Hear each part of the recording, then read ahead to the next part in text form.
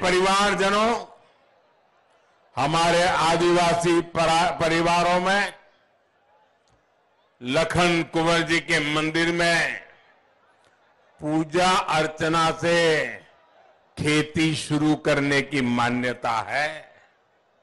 सिवनी की यह पुण्य भूमि शहीद बिंदु कुमारी, रानी दुर्गावती और राजा शंकर शाह की धरती है। मां भारती की रक्षा और हमारी संस्कृति की रक्षा में हमारे आदिवासी वीर वीरांगनाओं का योगदान यहां कण कण में दिखता है। लेकिन कांग्रेस ने बीते दशकों में भारत की आजादी का सारा श्रेय सिर्फ एक ही परिवार के नाम कर दिया। कांग्रेस के लिए अपने एक परिवार से बड़ा कोई और है ही नहीं। जहां कांग्रेस सरकार में रहती है, वहां सरकारी योजनाएं, वहां के रास्ते, अरे गलियां भी, सब कुछ उसी परिवार के नाम कर दी जाती है। यहां तक कि एमपी के घोषणा पत्र में भी सिर्फ वही एक परिवार दिखता है। साथियों, ये भाजपा है जिसके लिए हर गरीब, हर पिछड़ा, हर दलित, हर आदिवासी भाजपा परिवार का सदस्य है, मेरा परिवारजन है। ये भाजपा ही है जिसने आदिवासी समाज के विकास के लिए अलग मंत्रालय, अलग बजट बनाया। आजकल एक कांग्रेस के नेता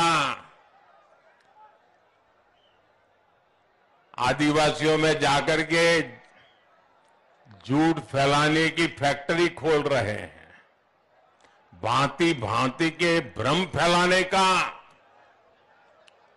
प्रयास कर रहे हैं। कांग्रेस वालों के तो मुंह में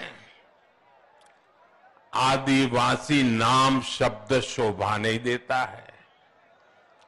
कोई मुझे बताए भाई, आप मेरे सवाल का जवाब देंगे? मेरे सवाल का जवाब देंगे? सबके सब देंगे? क्या ये आदिवासी समाज भाजपा सरकार बनने के बाद आया क्या? क्या ये हमारा आदिवासी समाज सैकड़ों सालों से है कि नहीं? क्या ये हमारा आदिवासी समाज भगवान राम के जमाने में था कि नहीं? क्या हमारे इस आदिवासी समाज ने राजकुमार राम को पुरुषोत्तम राम बनाया कि नहीं बनाया? ये हमारे आदिवासी समाज ने भगवान राम को भी संभाला कि नहीं संभाला? आदिवासी समाज इतना पुराना है, लेकिन ये कांग्रेस वालों को 5-5 दशक तक दिल्ली में राज करने के बाद आदिवासी शब्द नहीं सुना था उन्होंने। आदिवासी कहां रहता उसका पता नहीं था।